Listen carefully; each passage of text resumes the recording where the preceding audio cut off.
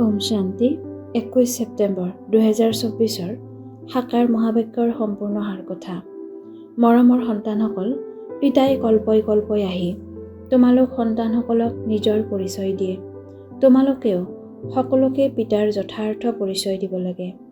প্ৰশ্ন: সন্তানসকলৰ কোনটো প্ৰশ্ন শুনি পিতাও আচম্বিত হয়? উত্তৰ: সন্তানসকলে কয়, বাবা, আপোনাৰ পৰিচয় দিয়াটো বহুত কঠিন। আমি আপোনাৰ পৰিচয় কেনেকৈ দিওঁ? এইটো প্ৰশ্ন শুনি পিতাও আচম্বিত হয়।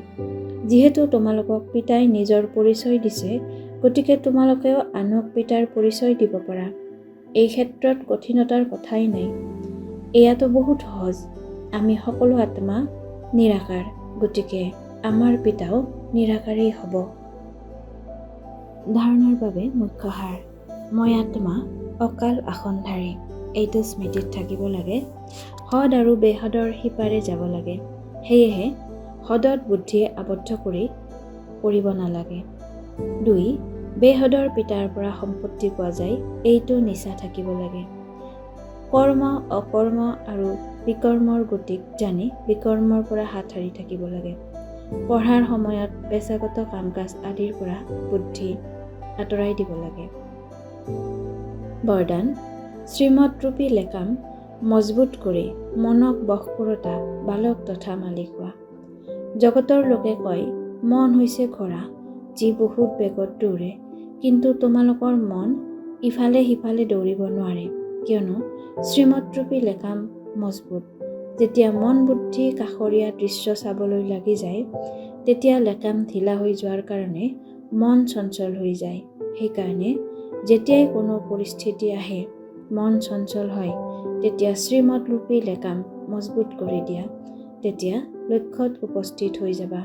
বালক তথা মালিক হও, এইটো স্মৃতিৰে অধিকাৰী হৈ মনক নিজৰ বশ কৰি ৰাখা। শ্লোগান: সদায় নিশ্চয়তা থাকিব লাগে। যি হৈ আছে সেয়াও ভাল, আৰু যি হ'বলগীয়া আছে সেয়া আৰু ভাল হ'ব। তেতিয়া অটল হৈ থাকিবা। ইচ্ছা মাত্ৰম অবিদ্যা স্থিতিৰ অনুভৱ কৰিবলৈ আৰু কৰাবলৈ আজিৰ অব্যক্ত সংকেত। সদায় যাতে স্মৃতি থাকে যে মই সৰ্বশক্তিমান পিতাৰ সন্তান, মাষ্টৰ সৰ্বশক্তিমান। সৰ্বশক্তি মোৰ শস্ত্ৰ অলংকাৰ। অলংকাৰধাৰী আত্মা সদায় সমৰ্থ বা বিজয়ী হৈ থাকিব। তেওঁ কেতিয়াও কোনো পৰিস্থিতিৰ অস্থিৰ নহ'ব। সদায় একমাত্ৰ পিতা, আন কোনো নাই, এইটো স্মৃতিৰে মহাবীৰ হোৱা। তেতিয়া বিজয়ী হৈ থাকিবা।